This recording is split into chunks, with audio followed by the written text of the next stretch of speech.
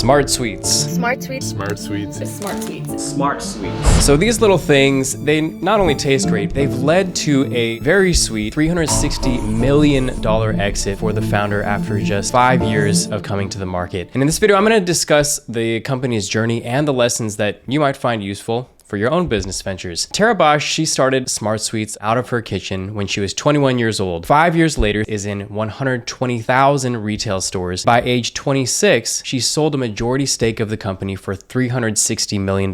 Now, I know this type of success can seem out of reach at first glance, but my goal is to compare this business story to the hundreds of businesses that I've looked through on the Empire Flippers marketplace, all of which are at the stage of being able to exit, to find some real actionable takeaways that you can potentially apply to your own business. And the first point that I want to bring up related to this is creating a product that aligns with human nature and doesn't rely on human willpower. Now, this might sound a bit strange or maybe even obvious in the way that I phrase this, but let me explain. Let's say Tara's mission with Smart Sweets was to reduce the population's sugar consumption to minimize diet-related health issues in the developed world. She could have tried to accomplish this by creating a vegetarian food business, for example, selling natural whole food options. And those products do exist, but it feels like they exist within a more narrow niche of very health-conscious people, existing even in separate sections of the grocery stores compared to the not-so-healthy section. But instead, to appeal to a larger audience, she made products that the general public was already familiar with and consumed. Products that directly mimicked popular items like peach rings or Swedish fish and Sour Patch Kids, just to name a few. I think this was a very important move for a few reasons. The first is that these products in particular were ones that many people consumed as children. And I think this is important because if you're an adult customer, it evokes a sense of nostalgia and positive feeling towards the product even before trying it. But also, if you're a parent buying it for your children, you may want to give your child a healthier version of something that they also are familiar with and would want to eat. So you're making an improved upon version of something that the public has already accepted. And that leads to the second point, which is the product aligns with consumer behavior instead of trying to completely course correct it. So as opposed to relying on people's willpower to change their eating habits and eat healthier, this brand allowed consumers to continue their habits and feel good about doing so. The products are even in the candy section, not in the health section. The packaging was rebranded to make it look as bright and fun as the normal high sugar alternative. So they really stand out in the stores and they feel like they're part of the sweets category, not a contender to it. All to say, despite being a healthier alternative, Tara didn't attempt to completely alter consumer purchase behavior, thereby making it easy for buyers to feel good about making a positive health decision. And outside of food products, I've seen this philosophy of aligning with inherent human behavior for some other well-known brands of the recent decades that have followed a similar line of thinking to launch their products. And one example is Tesla. Electric cars existed even as far back as the 1800s, but electric cars didn't solidify their place in the market at the time because they were too expensive for the time, or they were unattractive compared to the new Ford Model Ts that came onto the market around that time as well. Elon Musk then created Tesla because he wanted to jumpstart the industry of electric vehicles that would eventually replace gas-powered vehicles, and in doing so, resolve issues related to climate change and pollution, as well as address the world's finite supply of oil. It's a noble mission, but a noble mission alone doesn't seem to be enough to win over the general masses. Knowing this,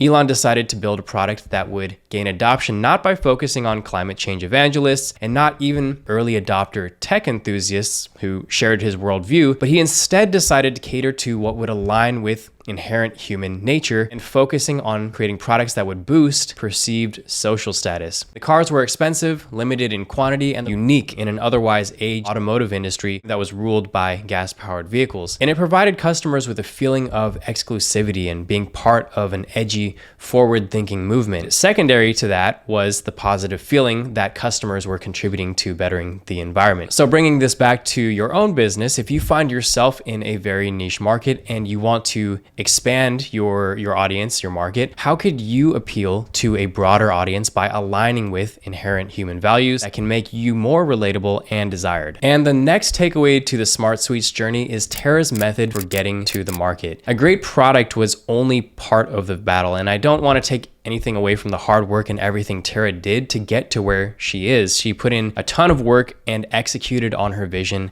and the journey was not without challenges. In fact, here's a quick summary of how Tara brought her business to the market and how it became a nationwide brand. Tara bought $100,000 in inventory and then went to grocery stores to see if anyone would want to sell her product. Eventually, she got her first batch of inventory into the first Safeway after calling them or showing up around 50 times. With the success of that product in the first store, she eventually got her product in 40 other stores. She also pitched her product on Shark Tank and was featured on a news channel to talk about her product. And that news coverage is what had Whole Foods reaching out to her to discuss carrying her brand in their stores. And using this traction, she was able to secure an investment deal that would help her to purchase the inventory needed for high volume distribution. So here are a couple thoughts or takeaways from this journey. The first is that the brand led with a powerful and concise story. Smart Sweets were the products that customers already loved, but with low sugar and zero guilt. It's a quickly understood product and benefit, and combined with an ambitious mission, say to resolve the epidemic of sugar-related diseases, and this becomes a powerful story. And I would attribute this story to what enabled Tara to get the product into the first grocery stores, to be featured on the first news channel, and had employees wanting to work for the company without even knowing how much they'd get paid. I started working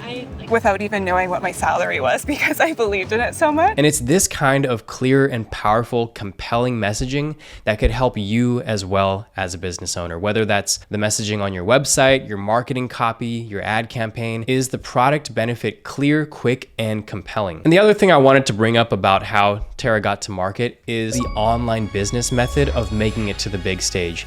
I definitely admire how Tara brought Smart Sweets to becoming a nationwide brand, but it's also not the only way. There are several e-commerce businesses on the Empire Flippers marketplace that started out entirely online, but they have expanded into brick and mortar retail or have received interest from buyers who want to carry their products. So it's an entirely viable path to build your brand online, prove buyer interest, and then pitch to brick and mortar locations to take your business to a bigger stage. For many, it's also a preferred path because you're diversifying your sales channels and you aren't betting the success of your entire brand entirely on making it into a major retailer. Some even choose to sell only online even after receiving interest from brick and mortar buyers, which is actually a great time to exit your business because it presents a huge growth opportunity for buyers who have the capital and the desire to take a brand into physical locations. And one thing I've learned from researching founder stories like this one is that there are so many ways to achieve business success, and it really helps to study others in the space to understand what works and what doesn't. If you're interested in studying